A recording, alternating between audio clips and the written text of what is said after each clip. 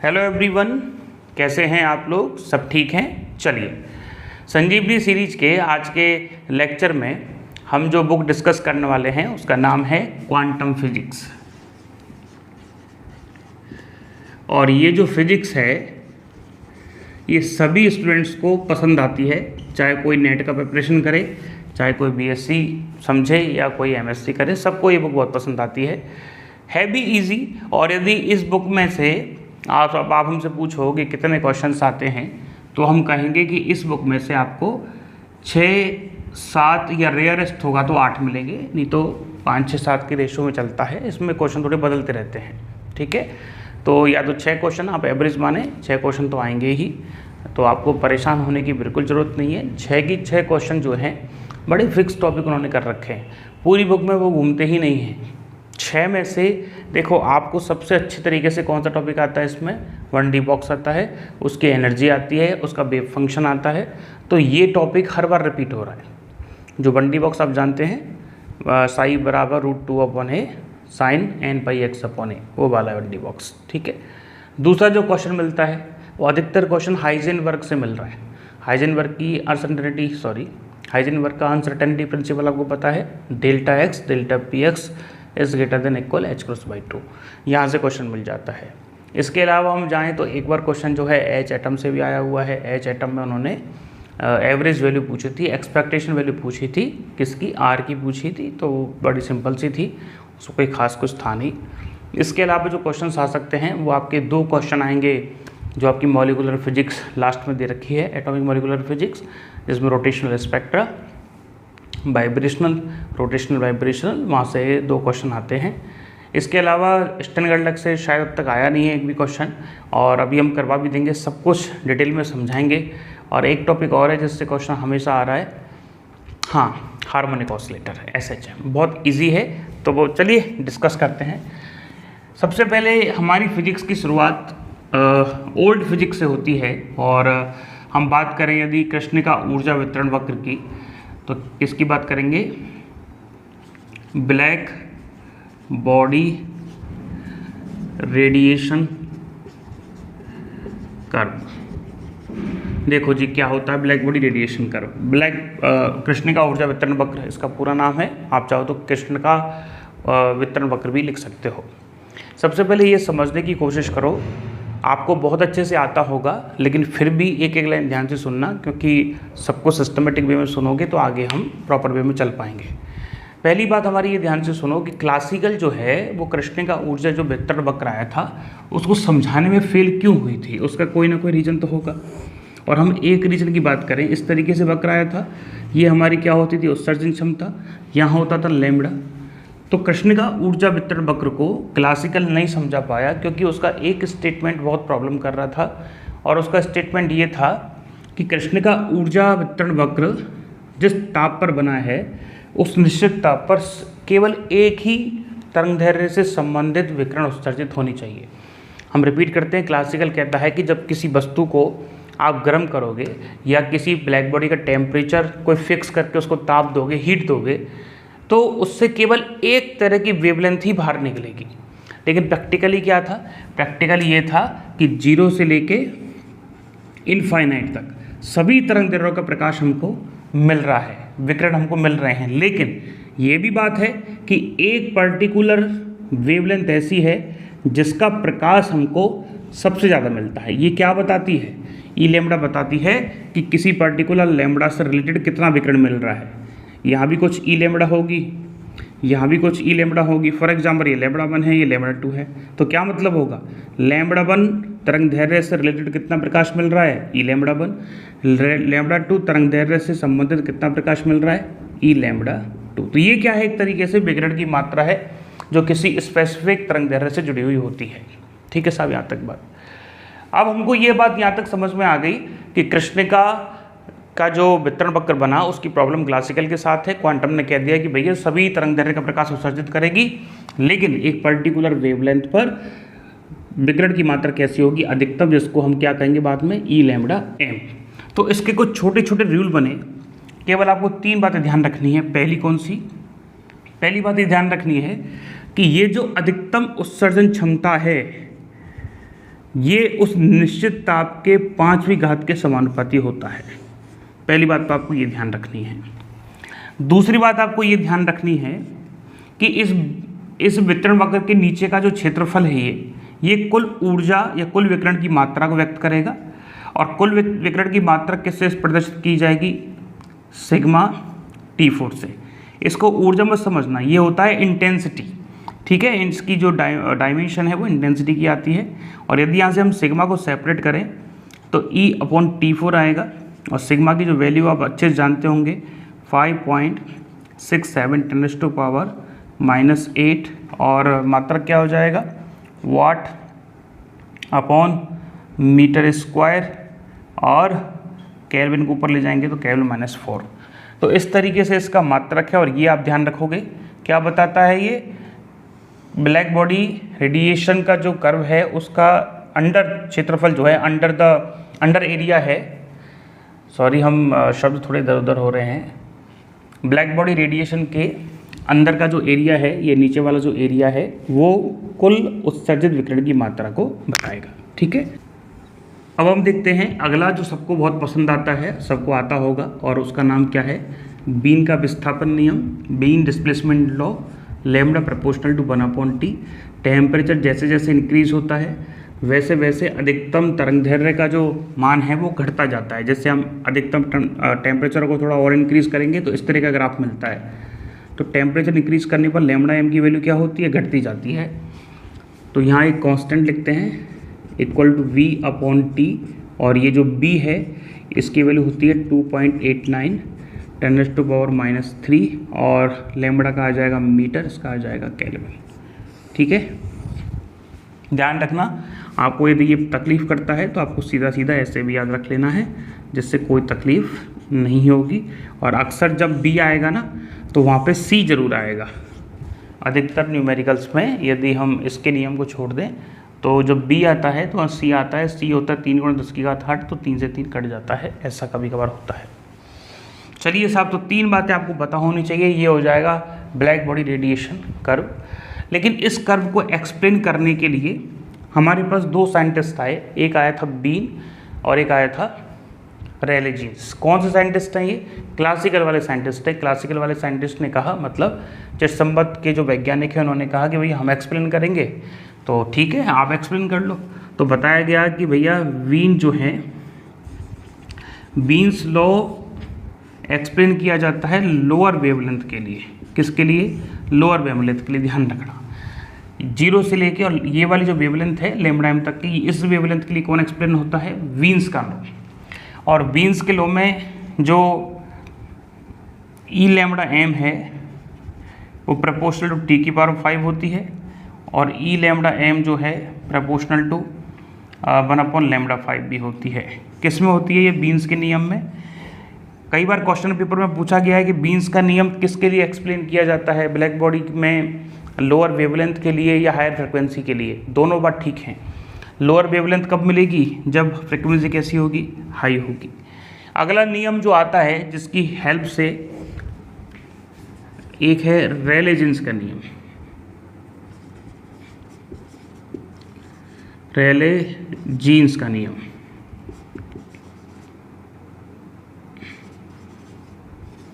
क्या होता है? रेले जीन्स का नियम, रेले जीन्स का नियम कहता है कि ये जो हायर वेवलेंथ है इसका ये एक्सप्लेनेशन करेगा। किसके लिए बात करेगा? ये हायर वेवलेंथ के लिए।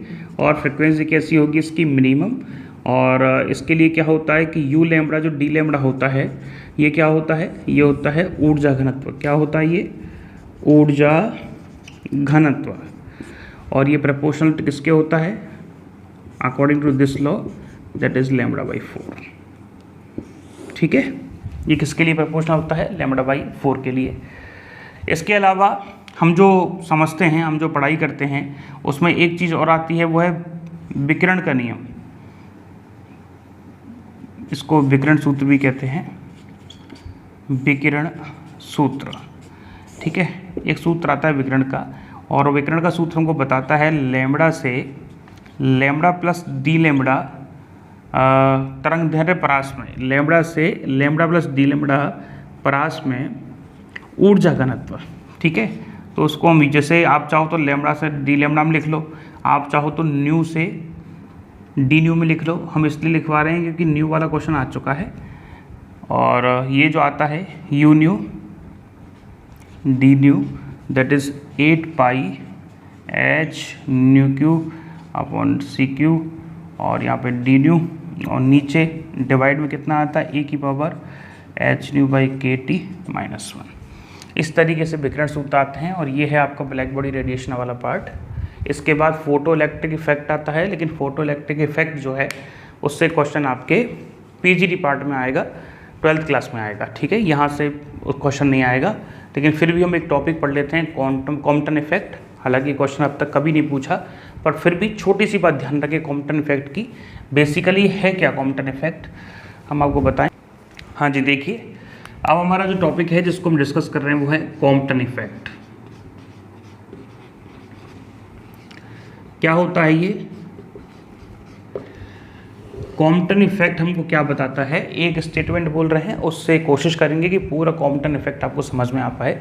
और स्टेटमेंट बड़ा सिंपल सा है कि आने वाला फोटोन यदि किसी इलेक्ट्रॉन से स्कैटरिंग करता है, प्रकीर्णन करता है, तो स्कैटरिंग के बाद, प्रकीर्णन के बाद जो स्कैटर्ड फोटोन है, प्रकीर्णित फोटोन है, उसकी वेवलेंथ कैसी होती है, बढ़ जाती है। माना इनिशियल वेवलेंथ क्या है लैम्बडा, और फाइनल वेवलेंथ क्या होगी, बढ़ेगी। और हम एक बात अच्छे से जानते हैं कि न्यू बराबर सी अपॉन लैम्बडा होता है, तो लैम्बडा यदि बढ़ेगा तो न्यू क्या होगा, घट जाएगा। न्यू घटेगी तो क्या घटेगी, ऊर्जा। ऊर्जा क्यों घटी, आने वाला फोटोन माना ई ऊर्जा लेके आता है, ये इलेक्ट्रॉन अभी रेस्ट में है तो इसकी रेस्ट मास एनर्जी है, लेकिन टक्कर के बाद या स्कैटरिंग के बाद कुछ एनर्जी ये ले लेगा, इसके पास एनर्जी हो गई mc²। तो एनर्जी कहाँ से लेगा, फोटोन से लेगा, तो इसमें घट जाएगी, तो एनर्जी घट गई, ठीक है। चलिए साहब, तो बस ये स्टेटमेंट है छोटा सा। मेन टारगेट यही है कि लैम्बडा क्या होता है, इंक्रीज हो जाता है। इस घटना को क्या कहते हैं, कॉम्पटन इफेक्ट। क्लासिकल और क्वांटम फिजिक्स की फिर लड़ाई होगी। क्लासिकल फिजिक्स के अकॉर्डिंग ये जो एक्सपेरिमेंट है उसमें ये रिजल्ट आता है कि आने वाला फोटोन जब इससे टकराएगा तो प्रकीर्णित फोटोन की कोई ऊर्जा में बदलाव नहीं होता, लेकिन क्वांटम कहती है भैया बदलाव तो होगा। और लैम्बडा जो इंक्रीज होगी, वो इंक्रीज होने के बाद हमको कितनी मिलती है, h अपॉन, सबको याद होगा, m0c 1 माइनस कॉस फाई, ठीक है। इसको कहते हैं कॉम्पटन डिस्प्लेसमेंट या कॉम्पटन विस्थापन, लिख लेना आप लोग, इसको क्या कहते हैं, कॉम्पटन विस्थापन। अब अलग अलग केस बनते हैं कि फाई बराबर 0 डिग्री हो, ठीक है, तो ये कॉम्पटन विस्थापन होगा ही नहीं, जाहिर सी बात है। और यदि फाई बराबर 90 ले लें अपन लोग, ठीक है, तो डेल्टा लैम्बडा कितना आ रहा है, h अपॉन m0c। अब ये सारी क्वांटिटीज़ कैसी हैं, कांस्टेंट हैं, तो वैल्यूज़ रखेंगे तो 0.0242 एंगस्ट्रम आ जाएगा। अब आपसे पूछे फाई बराबर 180 डिग्री रखा जाए तो डेल्टा लैम्बडा कितना आ जाएगा, बोलो। हाँ जी, बिल्कुल सही कह रहे हैं आप सर जी, 2 का मल्टीप्लाई आ जाएगा 1 + 1, तो 0.0484 एंगस्ट्रम। ओके, तो बस आपको यही छोटी छोटी बात ध्यान रखनी है। हाँ, ये होता है मैक्सिमम डिस्प्लेसमेंट, ठीक है, मैक्सिमम डिस्प्लेसमेंट। कोई पूछ ले आपसे कि मैक्सिमम डिस्प्लेसमेंट की कंडीशन क्या है, तो फाई बराबर 180 डिग्री। और क्वेश्चन आपका अधिकतर तो यहीं से पूछ लेता है, बहुत ज़्यादा लग जाता नहीं है। फिर भी आपसे कभी कभार सापेक्ष पूछ ले, रिलेटिव पूछ ले, तो विस्थापन में लैम्बडा में चेंज कितना है, डेल्टा लैम्बडा, इनिशियल कितनी है लैम्बडा, तो ये हो जाएगा सापेक्ष परिवर्तन या रिलेटिव चेंज, किसमें, वेवलेंथ में। ऐसे निकालते हैं, फाइनल माइनस इनिशियल, कैसे निकालते हैं, final minus initial upon initial multiply by 100, that is the percentage change. और यदि ऐसा लिखा हुआ है तो यह है रिलेटिव चेंज, और 100 का मल्टीप्लाई कर देंगे तो परसेंटेज चेंज आ जाएगा, ठीक है। इसके बाद हमारा एक छोटा सा एक्सपेरिमेंट है, और एक्सपेरिमेंट तो क्या है, एक हाइपोथेसिस है, उसका नाम क्या है, Heisenberg uncertainty principle, uncertainty principle, ठीक है। क्या होता है ये, सबको पता है कि सर एक ही टाइम पे एक ही डायरेक्शन में किसी दो फिजिकल क्वांटिटी जैसे पोजीशन और संवेग का एक साथ ऑब्जर्वेशन नहीं कर सकते। तो माना पोजीशन में जो अनसर्टेनिटी है, अनिश्चितता है, वो डेल्टा एक्स है, और डेल्टा जो पी एक्स है वो किस में है, मोमेंटम में, अनिश्चितता। तो इनका जो मल्टीप्लिकेशन है वो कभी भी h×2 से छोटा नहीं आएगा, हमेशा बड़ा होगा। ठीक है, कभी कभार न्यूमेरिकल पूछ लेता है और कभी कभार क्या आया हुआ न्यूमेरिकल है, p को हम m/bx लिख सकते हैं या mb लिख सकते हैं। तो डेल्टा x बराबर क्या आ जाएगा, सॉरी यहाँ पे आप यदि डेल्टा px निकालना चाहें तो देखो मास में तो कोई चेंज है नहीं और मोमेंटम का जो अस्तित्व है वो vx के कारण हो जाएगा। तो यहाँ पे आप m बाहर निकाल सकते हो, तो डेल्टा x डेल्टा bx और h×2, चाहो तो b भी लिख सकते हो, ऐसा कोई परेशानी वाला बात नहीं है कि सर ऐसे कैसे लिखें। न्यूमेरिकल सॉल्व करो तो बराबर लिख के करना, ठीक है। और h× की वैल्यू याद रखना 1.054 10⁻34, ठीक है। इसके अलावा हम बात करें अलग अलग चीज़ों के लिए अलग अलग हो सकता है। जैसे ये x के लिए लिखा है तो आप चाहें तो इसको y के लिए लिख सकते हैं, तो वहाँ y आ जाएगा, और आप चाहें तो z के लिए भी लिख सकते हैं। एक होता है एनर्जी और t का रिलेशन, तो वो भी आप याद रख सकते हैं। तो इस तरीके से 2-3 बातें आप ध्यान रखें। हाँ, एक बात हमको दिमाग में आ रहा है, उसको सुन लें आप। कई सारे बच्चों के हमारे पास मैसेज आए थे, उन्होंने ये कहा है या उन्होंने ये क्वेश्चन पूछा है कि सर आपने जो हमको डिटेल में पढ़ा रखा है और आप जो यहाँ पढ़ा रहे हो इसमें से हमको पढ़ना कौन सा है, हम किसको प्राइमरी पे रखें, किसको सेकेंडरी पे रखें, या किस तरीके से मैनेज करें। आप जो पढ़ा रहे हैं वही पढ़ के चले जाएं या आपने जो पहले डिटेल में पढ़ा रखा है वो पढ़ें। तो आपको हम बता दें, एक बार ध्यान से सुन लो। आप जब ये हमारे लेक्चर देखो संजीवनी सीरीज़ के, तो ये लेक्चर देखते वक्त आपको वो नोटबुक सामने रखनी है जिसमें आपने डिटेल्ड लेक्चर लिखे हुए हैं। इस लेक्चर में जो भी अच्छी बातें आपको लगती हैं, जो भी हम स्पेशल चीज़ें करा रहे हैं, आप उनको अंडरलाइन करें, एक बार वापस से लिख के देखें, या उसको जो आपका नोटबुक है उसमें मेंशन कर दें या उसको तुरंत याद कर लें।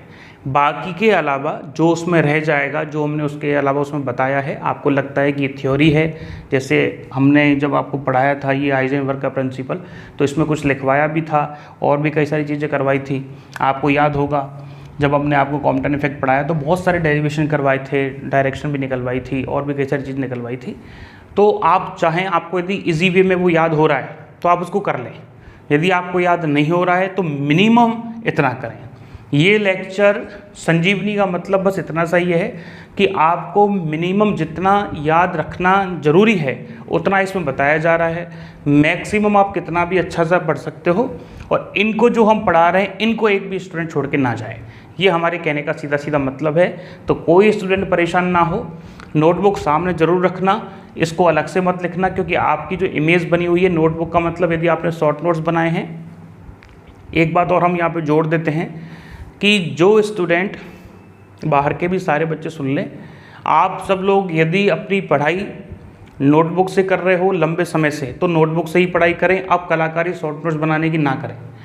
यदि आप लंबे समय से शॉर्ट नोट्स पढ़ते आ रहे हो, उसको रिवाइज करते हो, तो आप शॉर्ट नोट्स से पढ़ाई करें, मेन नोट्स में ना जाने की कोशिश करें। दरअसल होता क्या है, हम आपसे एक क्वेश्चन पूछें, आपने टाइगर देखा है, तो आप क्या करोगे, टाइगर का इमेज दिमाग में लेके आओगे, तो माइंड जो है वो इमेज फॉर्मेशन में वर्क करता है। अब आप एग्जाम पेपर में माना अनसर्टेनिटी प्रिंसिपल का कोई क्वेश्चन कर रहे हो और आपने क्या किया कि कंप्लीट ईयर जो पढ़ाई किया वो तो नोटबुक से किया और लास्ट के 10 दिन पढ़ाई कर लिया आपने शॉर्ट नोट से, तो आपके दिमाग में जो अनसर्टेनिटी प्रिंसिपल है, जो हाइजेनबर्ग का प्रिंसिपल है, उसकी इमेज क्लियर नहीं बन पाएगी। माफ़ करना, आपको हम नहीं समझा पा रहे होंगे, लेकिन आप सोचो, आप कभी भी कोई न्यूमेरिकल करते हो तो हमेशा उस फॉर्मूले को याद करने की कोशिश करते हो, उस फॉर्मूले से रिलेटेड उस पेज को याद करने की कोशिश करते हो जो आपके नोटबुक में है। अब आपके दिमाग में यदि 2 इमेज होंगी तो कोई सी नहीं बन पाएगी वहाँ पे। तो आप अभी बिल्कुल पैटर्न को चेंज ना करें। शॉर्ट नोट्स बनाने का समय जो है आई थिंक अब नहीं है। अब यदि आपको ये हम पढ़ा रहे हैं तो ये आप अपने ही उसमें ऐड ऑन कर लें, और चाहें तो अलग से लिख सकते हैं, लेकिन नोटबुक को भी साथ में रखेंगे। बात आया समझ में? नोटबुक इंपॉर्टेंट है, उसको वो आपने साल भर देखा है, वो आपने पूरा साल अच्छे से समझा है, जाना है, तो वो आपको हेल्प करेगी। और इसमें कुछ नया लगता है तो आप उसको अलग से लिख सकते हो, बाकी का याद उसी को देखकर ही करें। ठीक है, चलिए साहब, आपको बात समझ में आ गई है बात? चलिए अब हम अगला टॉपिक चालू करते हैं, आप इसको नोट कर लें। श्रोडिंगर इक्वेशन चालू करवा देते हैं, लंबी है यहाँ तो आएगी नहीं, ठीक है, आप इसको लिख लें। श्रोडिंगर इक्वेशन, ये जो इक्वेशन है इससे क्वेश्चन हालांकि अब तक कभी आया नहीं है, पर आप छोटा सा एक लाइन लिखवा देते हैं जिससे ध्यान में रहे। और आप एक बात और ध्यान रखना, जो शायद हम पहले बताना भूल गए, आपको जो न्यूमेरिकल करवाए हैं उसको कोई भी छोड़ के ना जाए, वो 100% करे। आपको जैसे अनसर्टेनिटी के, आपको जैसे कॉम्पटन इफेक्ट के जो भी न्यूमेरिकल करवाए हैं, बहुत ज़्यादा बड़ा न्यूमेरिकल है तो मत करना, लेकिन हाँ 3-4 लाइन का है, आपको इजी कॉन्सेप्ट लगता है तो ज़रूर कर लेना। न्यूमेरिकल प्रैक्टिस एक बार कर लेना, जो नोटबुक में करा रखे उसके बाहर मत जाना, और नहीं कर पा रहे तो कोई बात नहीं, इन्हीं को ही पढ़ लो। हाँ जी, आप अच्छे से जानते होंगे वैसे बेसिकली है क्या ये, ई साई बराबर, यहाँ हम एनर्जी लिखते हैं कि नहीं लिखते? Yes sir. और यहाँ एनर्जी लिखने के बाद हम यहाँ पे लिखते हैं काइनेटिक एनर्जी। ये ऑपरेटर होते हैं एक्चुअली, और आप चाहो तो ऐसे लगा दो, एक हमारी घर की है, आप ऐसा मत समझना सर ने गलत लिख दिया, हमको समझाने के पर्पज़ से ऐसा लिखना पड़ता है, बाकी का आप चाहें तो जिस तरह के भी लिख सकते हैं। ये होता है टोटल स्टेटमेंट। कुल मिला के टोटल जो एनर्जी है वो kinetic energy plus potential energy के इक्वल होती है। आप यहाँ एनर्जी का ऑपरेटर इस्तेमाल करते हैं, काइनेटिक एनर्जी का ऑपरेटर इस्तेमाल करते हैं, और पोटेंशियल एनर्जी का भी ऑपरेटर इस्तेमाल करते हैं। और ऑपरेटर हमेशा किसी न किसी वेव फंक्शन पर ही अप्लाई होता है, इस वजह से साई का मल्टीप्लाई कर दिया। ऑपरेटर क्या है? ऑपरेटर है iota H cross del upon del T psi, इसका होता है minus H cut square upon 2m del square psi plus यहाँ पे बी साई, बी का बी ही रहता है, इसमें कोई खास बदलाव आता नहीं है। अब बात ये आती है कि टाइम डिपेंडेंट है कि इंडिपेंडेंट है। तो टाइम डिपेंडेंट में क्या है कि आर में आर और टी दोनों होंगे, और यहाँ क्या आ जाएगा, कुल मिला के पूरा जो साई लिखा है उसमें आर और टी दोनों लगा लो, ये टाइम डिपेंडेंट हो जाएगा। और यदि आर और टी की जगह केवल टी हटा दोगे, आर लिख दोगे, क्या हो जाएगा ये फिर? ये टाइम इंडिपेंडेंट हो जाएगा। बस इतनी सी बात है, और कुछ भी नहीं करना है। ठीक है, चलिए अब बात करते हैं क्वांटम ऑपरेटर की, या सीधी सीधी ऑपरेटर की बात कर लें। ऑपरेटर क्या होता है ज़रा बताइए हमको। सर ये ऐसा मैथमेटिकल टूल है जो किसी भी वेव फंक्शन पर यदि अप्लाई किया जाएगा तो हमें कोई दूसरा वेव फंक्शन मिलेगा। ठीक है, और ये हर एक फिजिकल क्वांटिटी, जैसे एनर्जी, जैसे मोमेंटम, जैसे पोजीशन, जैसे पोटेंशियल एनर्जी और ये संवेग, अलग अलग फिजिकल क्वांटिटी का अलग अलग ऑपरेटर होता है। और जो भी आपको फिजिकल क्वांटिटी चाहिए उससे रिलेटेड आप ऑपरेटर अप्लाई कर दें तो आपको आंसर मिल जाएगा। फॉर एग्जांपल यदि कोई पोजीशन है तो पोजीशन का जो ऑपरेटर है वो x से ही लिखा जाता है। यदि किसी की पोजीशन r कैप में है, 3D में है, तो आप यहाँ पे r लिखोगे। इसके अलावा आप हमसे पूछोगे what is the operator of momentum, तो यदि x डायरेक्शन में है तो आप लिखोगे minus iota H cross del upon del X. यदि आप हमसे इन जनरल मोमेंटम पूछोगे कि सर हमको तो टोटल मोमेंटम बताओ तीनों डायरेक्शन में, तो आप यहाँ पे डेल वेक्टर इस्तेमाल करेंगे, और डेल आप जानते हैं इसमें del upon del X I cap, del upon del Y J cap, del upon del Z K cap. यदि आप हमसे काइनेटिक एनर्जी पूछोगे तो minus H cross square upon 2m del square. यदि एक्स डायरेक्शन में पूछोगे तो del square upon X square में कितनी हो जाएगी एक्स डायरेक्शन में, ऐसे हम कर लेंगे। यदि आप हमसे पोटेंशियल एनर्जी पूछोगे तो उसमें तो कोई खास है ही नहीं, वो तो सेम ही रहती है। जो भी वो पोटेंशियल एनर्जी देगी वो तो अलग अलग सिस्टम के अकॉर्डिंग अलग अलग पोटेंशियल एनर्जी होगी, तो उसका आपको डायरेक्ट वैल्यू रखना है। जैसे फॉर एग्जांपल आपको हार्मोनिक ऑसिलेटर का दिया जाएगा तो हाफ के एक्स स्क्वायर रखोगे तो कुल मिला के वहाँ पे एक्स स्क्वायर का इंटीग्रेशन होगा। ठीक है, चलिए तो काइनेटिक एनर्जी हो गई, पोटेंशियल एनर्जी हो गई, और एक होती है टोटल एनर्जी, इसको हम ई कहते हैं, kinetic energy plus potential energy. और ये हमारे यहाँ पे हैमिल्टोनियन ऑपरेटर कहा जाता है। क्वांटम में क्या कहा जाता है? Hamiltonian operator. और इसको इस तरीके से लिखोगे ठीक है, ये क्या है? हैमिल्टोनियन ऑपरेटर है। ओके, एक होता है एंगुलर मोमेंटम ऑपरेटर, जैसे एल कैप है, तो एल बेसिकली होता क्या है, ये होता है R cap cross P cap. तो आप चाहें तो आर कैप को तो आर कैप भी लिखना पड़ेगा, लेकिन ये जो पी कैप है कितना आएगा, minus iota H cross del vector, minus iota H cross बाहर आ जाएगा, तो R cap cross del vector, ये लो जी, ये आ जाएगा आपका। और इसको और सॉल्व करोगे तो बड़े शानदार जवाब मिलते हैं जो सबको याद होते होंगे। एल जैसे हम एक्स निकालें तो बोलो minus iota H cross Y del upon del Z minus Z del upon del Y. जब आप इसका क्रॉस प्रोडक्ट सॉल्व करोगे तो बड़ा सिंपल तरीका है, एक्स वाई जेड रख के आपको आता होगा सॉल्व करने के बाद। यहाँ वाई निकालोगे तो वाई भी निकाल सकते हो, डेल अपॉन डेल एक्स और X del upon del Z. और यदि आप जेड निकालोगे तो minus iota H cross X del upon del Y minus Y del upon del X. इस तरीके से सॉल्व करोगे। ये हो गया आपके क्वांटम में ऑपरेटर। अब हमारे पास दो स्पेशल ऑपरेटर होते हैं, एक होता है एडजॉइंट ऑपरेटर होता है, और ये जो ऑपरेटर है इसको कहते हैं संलग्न संकारक। क्या कहते हैं, संलग्न संकारक। और ये कहता है कि वो ऑपरेटर संलग्न संकारक होगा या ऐसा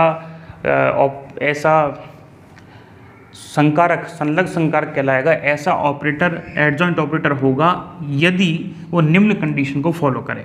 और कंडीशन बड़ी बेहद आसान है, बी कैप हो, साई स्टार हो, फाई हो, डी बी हो, और ये फॉर्चुनेटली सॉल्व होने के बाद इसके बराबर आ जाए, तो उस केस में हम क्या करेंगे, ये कहेंगे भैया यदि ये बराबर आ रहे हैं, ये कंडीशन कोई भी ऑपरेटर फॉलो कर रहा है, तो एक स्टेटमेंट लिख सकते हो कि B cap is a adjoint operator. क्या लिखोगे, B cap is a adjoint operator of ए।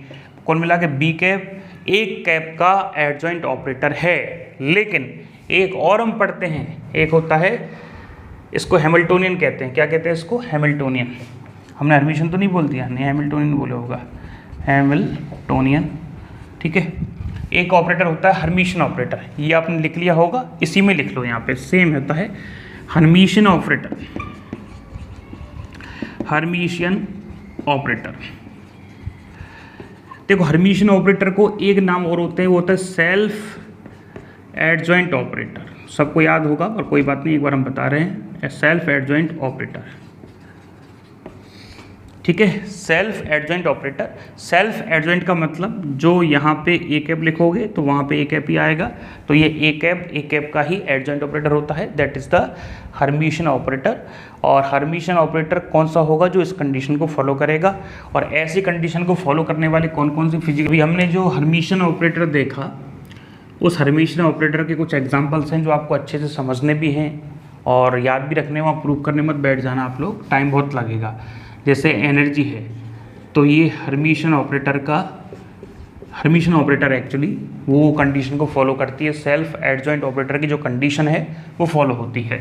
इसके अलावा ध्यान रखना डेल स्क्वायर क्या है, हर्मिशियन ऑपरेटर की कंडीशन को फॉलो करेगा, और कभी कभार एग्जाम पेपर में इस नाम से भी आ जाता है। ठीक है, बात एक ही है। इसके अलावा हमारा जो एच कैप है वो कैसा है, हर्मिशियन ऑपरेटर है। इसके अलावा जो हमारा पी एक्स है ये भी क्या है, हर्मिशियन ऑपरेटर है, तो इसको आप ध्यान से समझ लो। अब हम बात करते हैं किसकी, एक टॉपिक लेते हैं, चलो ऐसा करते हैं, प्रोबेबिलिटी करंट डेंसिटी ले लेते हैं। प्रोबेबिलिटी करंट डेंसिटी, ये एक टॉपिक है और काफ़ी इम्पोर्टेंट है, देखो ध्यान से। इसको समझने के लिए आपको कंटिन्यूटी इक्वेशन ऑफ चार्ज, किसी भी आवेश की सातत्य समीकरण जो हम ईडी में पढ़ते हैं, इलेक्ट्रोडायनेमिक्स में पढ़ते हैं, वो पता होनी चाहिए। Del rho upon del t plus del J बराबर 0। आप कहेंगे सर ये क्यों पढ़नी चाहिए, ये तो इलेक्ट्रोडायनेमिक्स है और हम पढ़ क्वांटम फिजिक्स रहे हैं। दरअसल सेम पैटर्न पे वर्क करती है। रो क्या है यहाँ पे, रो है sir charge density. What is this, that is charge density. Okay, J क्या है, ये करंट डेंसिटी। सेम क्या करना है, अब इसका नाम क्या है? इसका नाम है चार्ज करंट डेंसिटी। अब हमारा नाम क्या है? Probability current density. देखो ध्यान से, चाहे इसको डीपी लिखें तो बात बराबर होगा D P upon dt plus del S बराबर 0। ये क्या है? ये है प्रोबेबिलिटी करंट डेंसिटी। आप कहेंगे सर कैसे? ये क्या है जी? ये है प्रोबेबिलिटी। क्या है ये? प्रोबेबिलिटी। और ये क्या है? ये है प्रोबेबिलिटी करंट डेंसिटी। ये क्या है? Charge current density. ऐसे ये क्या है? Probability current density. दोनों सेम है। P जो है प्रोबेबिलिटी होती है। यदि आप हमसे और अच्छे से पूछो तो साई स्टार, साई जिसको हम साई स्क्वायर भी लिखते हैं, ये है probability current density, sorry probability density. और इसको अपन पोजिशनल या पोजीशन प्रोबेबिलिटी डेंसिटी भी कहते हैं। और ये क्या है? एस है H cross upon 2m iota psi star del psi minus psi del psi star. याद होना चाहिए, ठीक है, क्वेश्चन पेपर में आ सकता है, इंपॉर्टेंट है। तो ये है आपकी प्रोबेबिलिटी करंट डेंसिटी। और कोई भी वेव फंक्शन आपको दिया जाएगा, आपको हमने एग्जांपल करवा रखा है, काफ़ी अच्छा है, सीधा भी याद कर सकते हो। आई थिंक कुछ इस तरीके का एग्जांपल है, CBH में भी मेंशन है। तो आप इसमें वैल्यूज रखोगे तो शायद कुछ इस तरीके का आंसर हमको मिलता है। बाकी का इस तरीके का आंसर मिलेगा शायद, है ना, चेक कर लेना। तो वो आप न्यूमेरिकल शायद एक और करवाए, वो भी कर लेना। लेकिन हाँ, कुछ भी ना करो तो एक नोट हमेशा ध्यान रखता, हो सकता है इस पर ये आ जाए। क्या नोट है? नोट ये है कि यदि कोई फंक्शन आपको रियल मिलता है, जैसे हम क्वेश्चन देते हैं आपको, साई बराबर आपको दे दिया है e की पावर x, 2e की पावर x दे दिया, तो बताइए आपकी करंट डेंसिटी कितनी होगी? तो आप सीधा 0 कर सकते हैं, क्योंकि जितने भी हमारे रियल फंक्शन हैं जिसमें आयोटा नहीं आता है, उनकी करंट डेंसिटी कितनी होती है? 0। ठीक है। सभी वास्तविक फलनों, रियल फंक्शन की हिंदी में क्या कहते हैं इसको? प्रायिकता धारा घनत्व। प्रायिकता धारा घनत्व 0 होता है। क्या होता है? 0 होता है। क्यों होता है 0? रटने की भी जरूरत नहीं है। आप सोचो, यदि ये रियल है तो क्या इसको साई स्टार लिख पाओगे? हाँ सर, लिख पाएंगे। जब साई स्टार साई के बराबर है तो ये दोनों कैसे हो जाएंगे आपस में? बराबर, तो 0 हो जाएगा। सीधी सी बात है, इतना परेशान होने का जरूरत है ही नहीं। ठीक है, चलिए एक टॉपिक है छोटा सा, एक्सपेक्टेशन वैल्यू।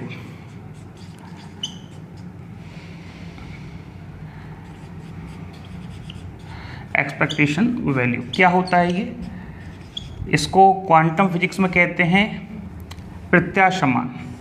और साधारण फिजिक्स यदि हमको पढ़ानी हो, यदि हमको सरल शब्दों का इस्तेमाल करना हो, तो हम कहेंगे एवरेज वैल्यू। ठीक है, ये बिल्कुल इक्वलेंट होती है एवरेज वैल्यू की, लेकिन क्वांटम में एवरेज वैल्यू कह देंगे तो फिर बेइज्जती हो जाएगा क्वांटम का, तो इस वजह से हम एवरेज वैल्यू नहीं कहते हैं।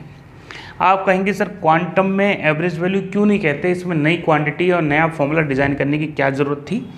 तो हमारा इसमें ये कहना होगा कि जैसे हम क्लासिकल की बात करें तो क्वांटम और क्लासिकल में बेसिक अंतर यही है कि क्वांटम जो वर्क करती है वो माइक्रो पार्टिकल पे वर्क करती है, और जो क्लासिकल वर्क करती है वो मैक्रो मतलब बड़े पार्टिकल पे वर्क करती है।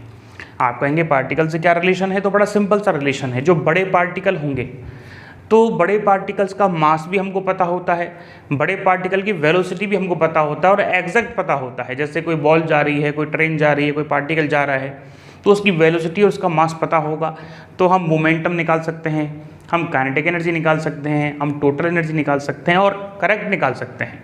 लेकिन पार्टिकल जब वो छोटा होगा, बोसोन पार्टिकल होंगे, और जब इनडिस्टिंग्विशेबल पार्टिकल होंगे जिनको विभेद नहीं किया जा सकता, जिनको देखा नहीं जा सकता, तो उन सभी पार्टिकल के लिए मोमेंटम कैसे निकालें? उन पार्टिकल के लिए आप वेलोसिटी नहीं पता, मास नहीं पता, काइनेटिक एनर्जी कैसे निकालें? तो ऐसी सिचुएशन में इन सभी फिजिकल क्वांटिटीज़ को ज्ञात करने के लिए, कैलकुलेट करने के लिए हम किसका इस्तेमाल करते हैं? बताइए। हाँ, बिल्कुल सही कह रहे हैं आप, एक्सपेक्टेशन वैल्यू। तो एक्सपेक्टेशन वैल्यू फॉर एग्जांपल कोई भी एक ऑपरेटर है ए, कोई भी ऑपरेटर है, ये किसी न किसी फिजिकल क्वांटिटी को एक्सप्लेन करेगा। जैसे यहाँ एक्स लिखोगे तो पोजीशन का, काइनेटिक एनर्जी का लिखोगे तो काइनेटिक एनर्जी का। तो कोई भी फंक्शन ए है तो आप क्या लिखोगे? Psi star A psi D V upon psi star psi D, ये होगा आपका expectation value of any physical quantity A. All space की बात कर देंगे हम, हम लिख देते हैं पूरे स्पेस में, फॉर ऑल स्पेस। तो ऑल स्पेस में ये जो क्वांटिटी है psi star psi D V, ये हो जाती है 1, क्योंकि नॉर्मलाइजेशन की कंडीशन लग जाती है। नॉर्मलाइजेशन की कंडीशन क्या कहती है कि कहीं ना कहीं पूरे स्पेस में पार्टिकल के पाए जाने की प्रायिकता तो होगी, 100% होगी, तो 1 लिख दिया। तो ये किसकी कंडीशन है? ये नॉर्मलाइजेशन की कंडीशन है। किसकी है? नॉर्मलाइजेशन। ये नॉर्मलाइजेशन कंडीशन है। आपको जैसे मोमेंटम निकालना है तो क्या लिखोगे यहाँ पे px लिखोगे, मुझे मोमेंटम निकालना है, और यहाँ पे px लिख सकते हो, लेकिन बेटर ये रहेगा कि आप ये लिख दो। ये लो जी। अब क्या करोगे, जो साई गिवन है उसका क्या कर दोगे? डिफरेंशिएशन कर दोगे। एग्जाम्पल कौन सा करवा रखा है? वैसे तो करवा, एक न्यूमेरिकल देखो, जैसे हम 1D बॉक्स का ले लें, आपको करवा भी रखा है ये, और बुक में भी है शायद। साई बराबर √2 साइन पाई एक्स अपन ए, किसका भी फंक्शन है 1D बॉक्स का, n बराबर 1 के लिए, और जो रीजन है वो है इस रेंज में। तो बताइए expectation value of x, expectation value of px, expectation value of x square और x का होल स्क्वायर। ठीक है, तो आप जब इसको कैलकुलेट करोगे बड़ा सिंपल सा तरीका होगा। देखो नॉर्मलाइज्ड फंक्शन है, आपको भी पता है, तो टाइम ख़राब नहीं करना है। और सिंपल सा करना कैसे होता है, इसको 0 से a लिखना होता है। यहाँ पे देखो आपको पता है साई स्टार वही आएगा जो साई है, तो 2/a बाहर निकाल दो, सीधा सीधा x अंदर आ जाएगा, और साइन स्क्वायर पाई x/a। अब इसको 1 - cos 2 पाई x/a से सॉल्व करोगे तो आपको सीधा सीधा ये जो मिलेगा वो a/2 मिलेगा, ये जो मिलेगा वो 0 मिलेगा, क्योंकि साइन और कोस दोनों आ जाएंगे, तो ओड फंक्शन बन जाएगा। एक्स स्क्वायर निकालोगे तो ये मिलेगा a स्क्वायर 1/3 - 1/2 पाई स्क्वायर। ठीक है, और n होगा तो n स्क्वायर आ जाता है इसमें, मतलब n होगा n पाई x, तो यहाँ n स्क्वायर आ जाता है। और इसकी वैल्यू तो आपको पता है, एक्सपेक्टेशन वैल्यू का स्क्वायर है, तो यहाँ पे निकाल रखा है a²/4। ठीक है, ऐसे भी आ सकता है कि ये दोनों बराबर नहीं होते। कई बार हम सोच लेते हैं कि सर ये दोनों बराबर होते हैं क्या? नहीं, दोनों अलग अलग चीज़ होती हैं, बराबर नहीं होते हैं। आपको दिख भी रहा है सामने, बराबर नहीं होते हैं। ठीक है, अब एक बहुत इम्पॉर्टेंट टॉपिक है जो कई सारे बच्चों का कन्फ्यूजन रहता है उसमें, और वो टॉपिक क्या है, और हो सकता है कोई रहता भी ना हो। आइगेन वैल्यू, एक होता है आइगेन फंक्शन। ठीक है, ये टॉपिक क्या है, ये आइगेन वैल्यू क्या होती है, आइगेन फंक्शन क्या होता है, इसका आप ध्यान से समझें जो बताने की कोशिश कर रहे हैं। जैसे आइगेन वैल्यू का क्या मतलब है कि आपने कोई भी फंक्शन था, ठीक है, और उस फंक्शन पे आपने क्या किया, कोई भी ऑपरेटर लगाया एक है, और ऑपरेटर लगाने के बाद किसी संख्या के मल्टीप्लाई के साथ वही फंक्शन वापस मिल गया। क्या कह रहे हैं हम, कोई भी वेव फंक्शन पे आपने ऑपरेटर लगाया, और ऑपरेटर लगाने के बाद किसी वैल्यू के साथ वही वेव फंक्शन दोबारा मिल गया, तो जब वेव फंक्शन रिपीट हो जाएगा तो ये जो a है ये कहलाएगी आइगेन वैल्यू। क्या कहलाएगी ये? Eigen value. और ये जो साई है ये क्या कहलाएगा? ये साई कहलाता है आइगेन फंक्शन। क्या कहलाता है? Eigen function. और ये जो इक्वेशन है ये क्या कहलाती है? Eigen equation. ये लो जी, इतनी सी बात है। ठीक है, लेकिन एक होता है डिजेनरेसी। कैसे? जैसे आपने किसी भी वेव फंक्शन पर, कोई भी वेव फंक्शन है आपके पास, उसमें आपने क्या किया, साई1 है फॉर एग्जांपल, कोई भी ऑपरेटर अप्लाई किया a कैप, तो आपको आइगन वैल्यू मिली a साई1। फिर आपने वापस a कैप ऑपरेटर किया दूसरे, तब भी आपको आइगन वैल्यू वही मिल रही है। तीसरा वेव फंक्शन में ऑपरेट किया, तब भी आइगन वैल्यू वही मिल रही है। तो कहने का मतलब हम क्या देख रहे हैं, एक ही आइगन वैल्यू से रिलेटेड हमारे पास 3 फंक्शन हो गए। क्या है? 1 आइगेन वैल्यू से या वन आइगेन वैल्यू की करस्पॉन्डिंग या रिलेटेड लिख दो, रिलेटेड वन आइगेन वैल्यू से रिलेटेड 3 वेव फंक्शन है, 3 वेव फंक्शन, तो ये क्या कहलाएगा? या फिर ऐसा लिखो मोर देन 1 वेव फंक्शन हो तो डिजेनरेसी कहलाएगा। आपको समझाना हमारा पर्पज़ है, तो डिजेनरेसी कहलाएगा। और इसका डिजेनरेसी का ऑर्डर कितना है? 1 2 3, 3 आपके पास क्या मिल रहे हैं? वेव फंक्शन मिले हुए। हम मार्कर चेंज कर लेते हैं। हाँ जी, चलिए आगे बढ़ते हैं थोड़ा सा। अब हम देखते हैं, एक होता है नॉर्मलाइजेशन कंडीशन, आपको पता होगा ये जो कंडीशन है क्या होती है? नॉर्मलाइजेशन कंडीशन क्या होती है? जैसे कोई भी वेव फंक्शन है psi star psi dv equal to 1 all space में इन्फिनिटी से प्लस इन्फिनिटी कर सकते हो यदि dx है तो, और db है तो आप ऑल स्पेस लिख सकते हो। ठीक है, चलिए एक होता है ऑर्थोगोनैलिटी रिलेशन, लंबकोणीयता संबंध, ऑर्थोगोनैलिटी रिलेशन। ये क्या होता है? ये कहता है कि आपके कोई 2 वेव फंक्शन है साई एन स्टार और साई एम और डी वी, ये की वैल्यू क्या आएगी? 0 केस में ऑल स्पेस में। दोनों को यदि हम एक साथ लिखते हैं तो हमारा रिलेशन होता है ऑर्थोनॉर्मैलिटी रिलेशन। दोनों को मिला के लिखते हैं अपन इस बात को। और ये जो रिलेशन है ये हमको क्या बताता है? ऑर्थोनॉर्मल कंडीशन बताता है, जिसमें हम दोनों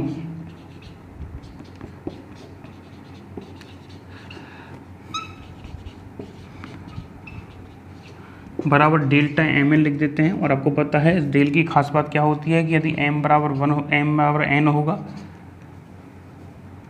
तो ये जो डेल एम एन है ये 1 होता है, जो नॉर्मलाइजेशन की कंडीशन को शो करेगा। और m not equal to n है तो डेल्टा एम एन क्या होता है? 0 होता है, जो ऑर्थोगोनैलिटी रिलेशन को शो करेगा। ठीक है, एक बात और ध्यान से सुने,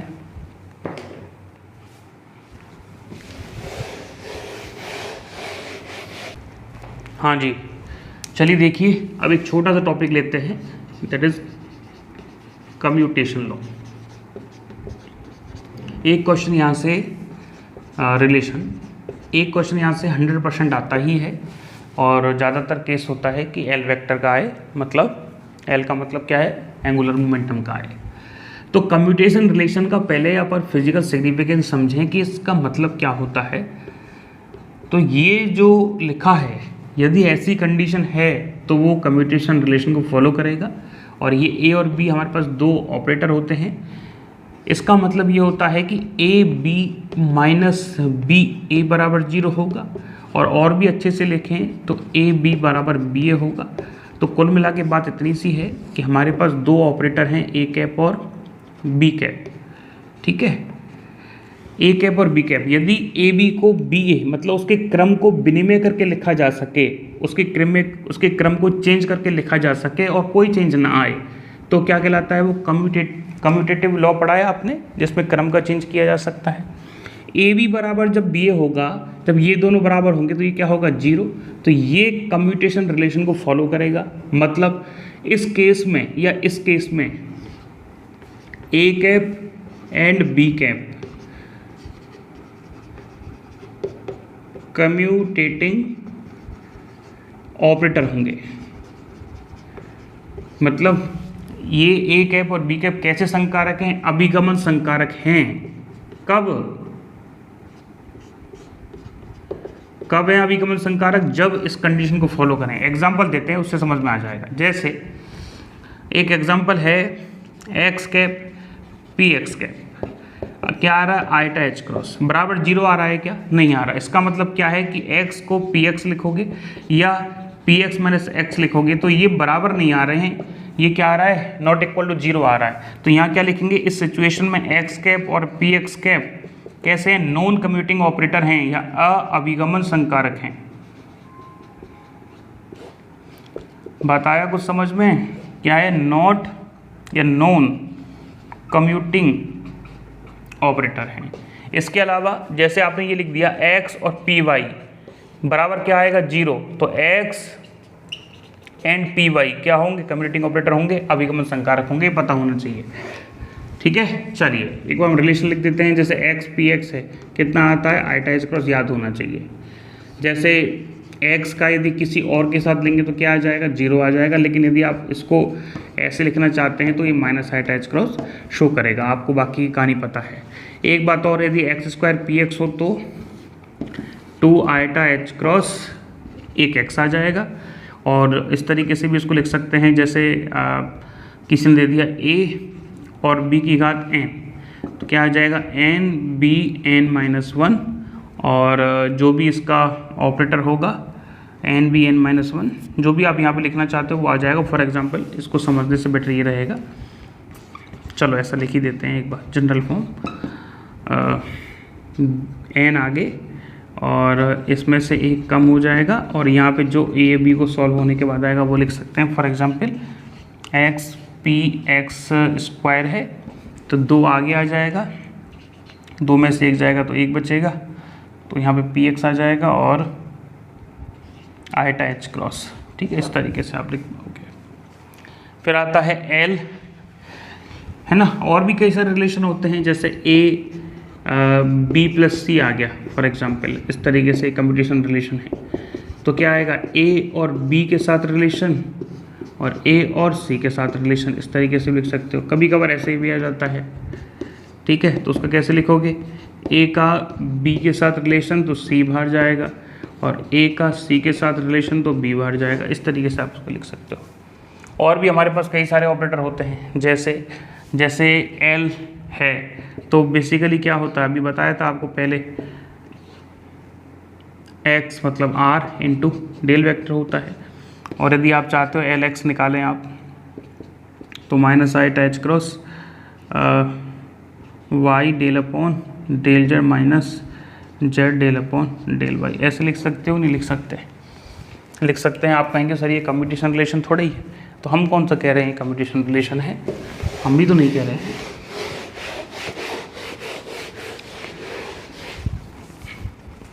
हाँ जी, देखिए अब हम ये कह रहे हैं कि एल एक्स का एल वाई के साथ जो कम्यूटेशन रिलेशन है वो है iota H cross L Z.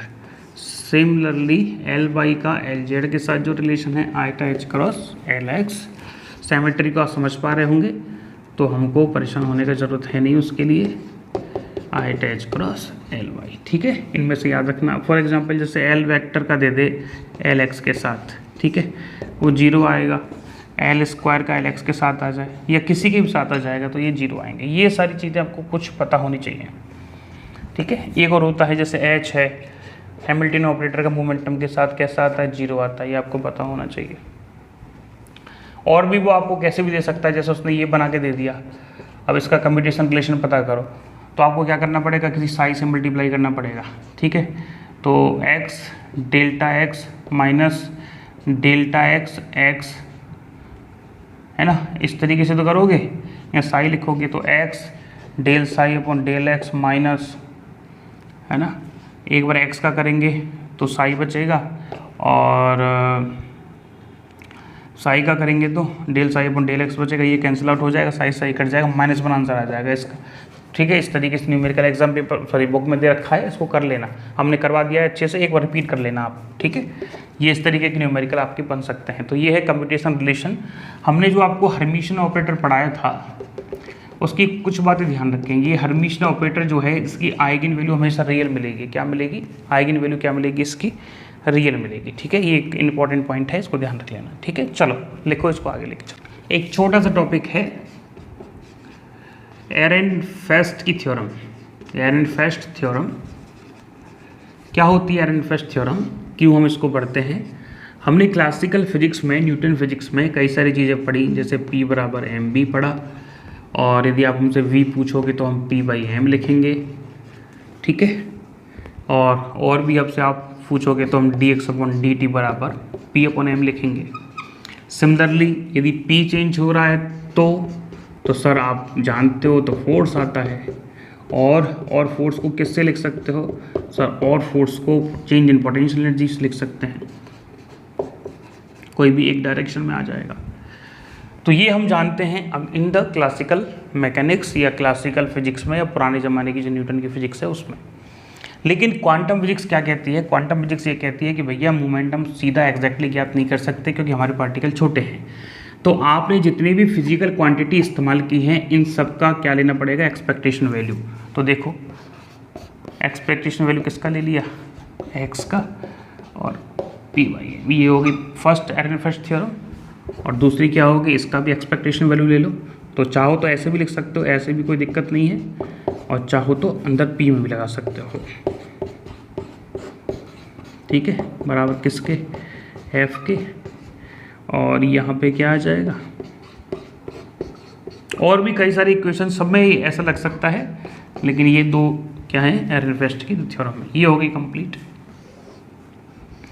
एक है boundary condition for wave function या एक्सेप्टेबल वेव फंक्शन। कोई भी वेव फंक्शन एक्सेप्टेबल कब होगा, या सीधा सीधा लिख देते हैं कंडीशन फॉर वेव फंक्शन, ऐसे लिख देते हैं। कोई भी वेव फंक्शन कब एक्सेप्टेबल होगा? जब वो चार बातों को फॉलो करेगा। चार बातों को यदि फॉलो नहीं करेगा, और ये क्वेश्चन जो है आपके पेपर में आ चुका है, देख लेना। पहली बात तो ये है कि जो साई आप इस्तेमाल करोगे फाइनाइट होना चाहिए। यदि वो फाइनाइट नहीं होगा, यदि साई इनफाइनाइट होगा तो प्रोबेबिलिटी भी क्या हो जाएगी? इनफाइनाइट, जो कि बात है गलत। तो साई कैसा होना चाहिए? फाइनाइट वैल्यू रखना चाहिए। आप रख के देख सकते हो x बराबर प्लस इन्फिनिटी पर माइनस इन्फिनिटी पे। दूसरा कहता है साई जो है वो कॉन्टिन्यूस होना चाहिए।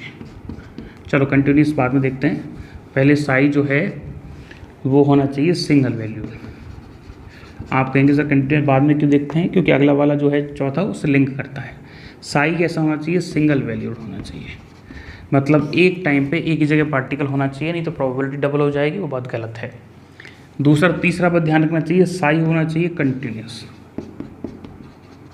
और कंटिन्यूस भी ऐसा होना चाहिए कि डी साई अपॉन जो डी एक्स है, या वही D psi upon D Y, या D psi upon D Z क्या हो? ये भी कंटिन्यूस हो। ऐसा नहीं कि साई बराबर जैसे एक्स आ गया तो ये कंटिन्यूस नहीं रह पाएंगे, फिर ये डिसकंटिन्यूस हो जाएंगे।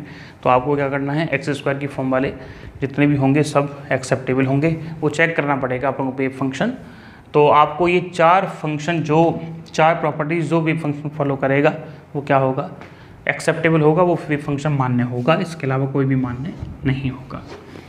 अब हमने वेव फंक्शन पढ़ लिए, तो चलिए टॉपिक चालू करते हैं। बड़ा खूबसूरत टॉपिक है 1D बॉक्स। हाँ सर, ये बढ़िया टॉपिक है। वैसे इसको 1D इनफाइनाइट बॉक्स कहते हैं, इनफाइनाइट बॉक्स भी है, लेकिन सबको बेहद पसंद आता है। ये क्यों पसंद आता है? क्योंकि इसमें पोटेंशियल हो जाता है जीरो। यदि पोटेंशियल की कुछ वैल्यू होती तो होती तकलीफ, लेकिन यहाँ क्या होता है? ये होता है इनफाइनाइट, ये होता है इनफाइनाइट, तो यहाँ पे जो bx है वो तो इनफाइनाइट होता है, और यहाँ पे जो bx होता है वो जीरो होता है, ये जीरो होता है, ये a होता है। तो इससे हम एक चीज़ निकाल पाते हैं कि हमारा जो पोटेंशियल है, ठीक है, ऐसे लिख देते हैं यहाँ पे, हमारा जो पोटेंशियल है वो दो वैल्यू रखता है। क्या वैल्यू रखता है? वो जीरो होगा कब? जब लिमिट जो होगी वो a वाली होगी, और वो इनफाइनाइट होगा जब लिमिट जो है जीरो से कैसा हो? अच्छा, ये जीरो से x जो है वो जीरो से बड़ा हो, और नहीं जीरो से छोटा होना चाहिए ना, जीरो से छोटा हो और a से बड़ा हो, तब क्या होगा? इनफाइनाइट। कुल मिला के ये कंडीशन बाहर को व्यक्त करती है। ऐसे समझा करो ये पूरा बाहर इनफाइनाइट है, केवल ये बॉक्स बना हुआ है, ठीक है। तो इसमें क्या लगानी है अपन को? श्रोडिंगर इक्वेशन लगानी है। इसमें क्या लगानी है आप लोगों को?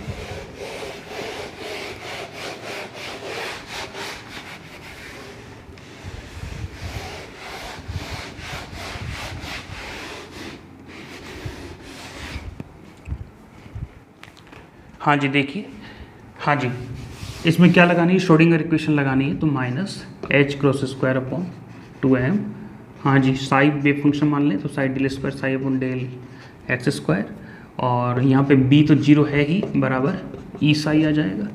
जब इसको अपन अच्छे से एडजस्ट करेंगे तो -2me h cross square psi आ जाएगा।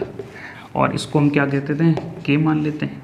मतलब चलो एक स्टेप और लिख देते हैं, वैसे तो इसका ज़रूरत नहीं है, वेव फंक्शन सीधा याद रखना, पर फिर भी लिख देते हैं।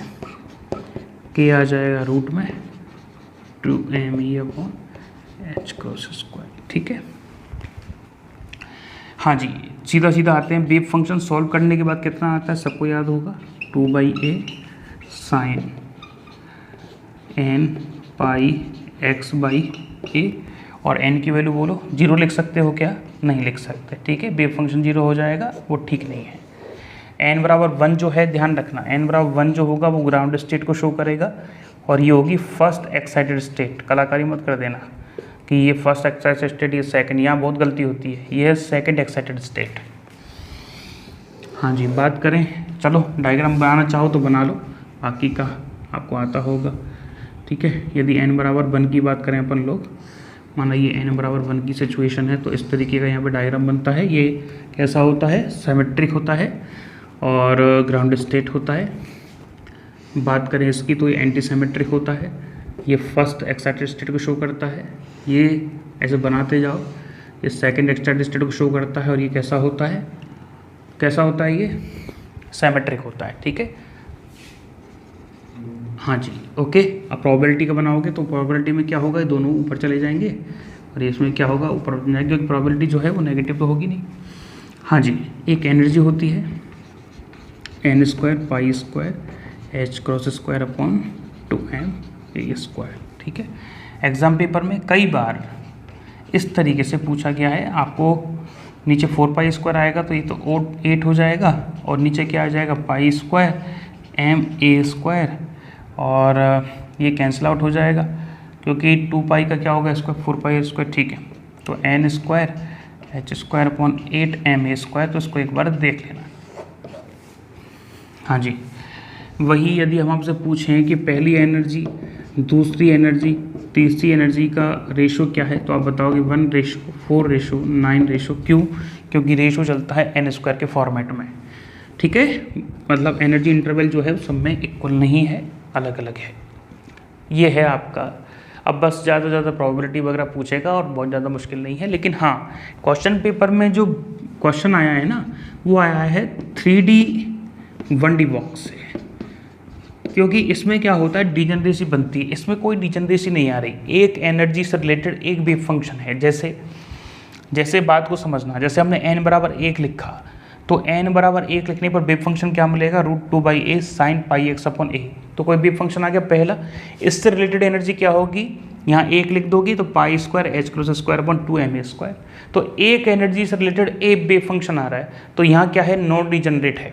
यहाँ कोई भी फंक्शन डिजनरेट नहीं है, कोई भी वेव फंक्शन अपभ्रष्टता नहीं रखता, सब अनपभ्रष्ट है, नॉन डिजनरेट है। लेकिन 3D 1D बॉक्स में क्या होता है, अपभ्रष्टता होती है। क्यों होती है, क्योंकि साई की वैल्यू क्या आती है, देखो 3D का मतलब क्या है, 3 डायरेक्शन में ABC, जैसे कि ये बॉक्स है ना, ये 3D बॉक्स होता है इस तरीके से। तो A, B और C 3 चीज़ होती हैं। तो पहले के लिए क्या आ गया, √2/a, दूसरा √2/b, तीसरा √2/c। ठीक है, चलिए, हाँ जी, साइन n1πx/a, बोलो जी अगला, हाँ, n2πy/b। ठीक है, और अगला और आएगा साइन n3πz/c। इस तरीके से आएगा। अब माना कोई क्यूबिकल बॉक्स है, क्यूबिक का मतलब सभी बराबर हैं, तो आप क्या लिख सकते हो, 1 2 3 हो जाएंगे, तो 2/a⁻3/2, फिर साइन n1πx/a, साइन n2πy/a, और क्या लिखोगे, n3z/a। यहाँ तक भी तकलीफ नहीं है। अब हमको एनर्जी निकालनी है, तो एनर्जी देखो किस तरीके से कैलकुलेट करते हैं। हाँ जी, देखिए, जो एनर्जी है इसमें कैसे लिखेंगे, पहले कैसे लिखते थे, π² h cross square upon 2ma² और n², ये लिखते थे पहले। लेकिन अब हमारे पास n कितने हैं, 3 हैं, n1 n2 n3। तो n1 का स्क्वायर, n2 का स्क्वायर और n3 का स्क्वायर। तो अब इस एनर्जी की जो वैल्यू है वो इसके अकॉर्डिंग चेंज होगी, n1 n2 n3 के अकॉर्डिंग चेंज होगी। तो यहाँ पे डिजेनरेसी मिलती है, जैसे यहाँ पे एनर्जी लिख लो, यहाँ पे आप अपभ्रष्टता लिख दो और यहाँ पे कॉम्बिनेशन लिख सकते हैं, ठीक है, कितने कॉम्बिनेशन बनते हैं वो आप लिख सकते हो। तो देखो हमारे पास जो E है, फॉर एग्जांपल E आ गया 3, मतलब आपने लिख दिया 1 1 1 की सिचुएशन बना दी, तो 1 1 1 तो एक ही तरह लिख सकते हैं, तो डिजेनरेसी 1 होगी और यहाँ आ जाएगा pi square h cross square upon 2m A square. लेकिन ये बार बार लिखना पड़ेगा, तो हम इसको E1 मान लेते हैं। 1 1 2, ठीक है। आप कहेंगे सर आपकी डिजेनरेसी कितनी है, 3 है, क्यों है सर, 2 4 5 6 6 7 क्यों है सर डिजेनरेसी। देखो 1 1 2 लिख सकते हो, तो किसी ने वेव फंक्शन बना दिया पाई एक्स अपॉन ए, पाई एक्स अपॉन ए और 2 पाई सॉरी किसी ने वेव फंक्शन क्या बना दिया, साइन पाई एक्स अपॉन ए, पाई वाई अपॉन ए और बना दिया 2 पाई जेड अपॉन ए। ये एक वेव फंक्शन हो गया। किसी ने कहा नहीं वेव फंक्शन ये बनेगा, किसी ने कह दिया वेव फंक्शन ये बनेगा। तो तीनों ही वेव फंक्शन के लिए पहले में क्या है, 2 लास्ट में आएगा, दूसरे में क्या है, 2 वाई वाले में आएगा, तीसरे में क्या है, 2 एक्स वाले में आएगा। तो 3 अलग अलग वेव फंक्शन के लिए एनर्जी कितनी है, 6E1। ये लिखोगे तब भी एनर्जी यही आएगी, ये लिखोगे तब भी एनर्जी यही आएगी और ये लिखोगे तब भी एनर्जी यही आएगी। तो जब एक ही एनर्जी से रिलेटेड हमारे पास कई सारे वेव फंक्शन होते हैं, तो ये जो प्रॉपर्टी है, ये जो गुण है, ये कहलाता है अपभ्रष्टता। और कितने वेव फंक्शन है एक एनर्जी से रिलेटेड, 3 हैं। जैसे अगला देखो 9E1 आता है, कैसे आएगा, 2 2 1 2 1 2 और 1 और 1 2 2। ये लो जी, 2 का 4 4 8 और 1 9, तो इसमें भी 3 प्रॉपर्टीज़ हैं। अगला देखें, अगला आएगा 3 1 1, तो 9 और 10 और 11E1 कितना आएगा, 11E1। इसकी एक ही होती है, नहीं इसकी भी शायद 3 होती है, इसकी भी 3 होनी चाहिए, है ना, 3 होंगी। कैसे, 1 3 1 और 1 1 3। लेकिन अभी जो हमारे पास मिलेगा कितना मिलेगा, 12E1 मिलेगा आई थिंक, और इसकी एक होगी, कौन सा मिलेगा, 2 2 2। एक ही तरीके से लिख सकते हैं। आपको अगला मिलेगा आई थिंक 14E1, 1 2 3, ठीक है। इसकी 6 डिजेनरेसी आती है, 6 तरीके से इसको लिख सकते हैं।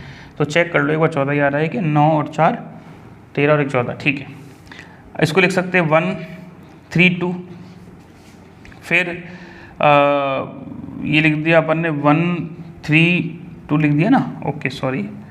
तो इसको लिख सकते हो 3 2 1 2 3 1, अब 1 बीच में नहीं आया है ना, तो 1 2 1 3 और 2 3 1 2, इस तरीके से 6 बना सकते हैं अपन लोग। तो ये है आपका, इसको याद रख लेना। वहाँ कलाकारी थोड़ा भारी पड़ जाए कभी कभार, तो इसको याद भी रख सकते हो, क्योंकि ये एग्जाम पेपर में कई बार आ चुका है, एक बार देख लेना, आ चुका है पेपर में। तो चलिए आप इसको नोट कीजिए, फिर आपको लेके चलते हैं अगले टॉपिक पे।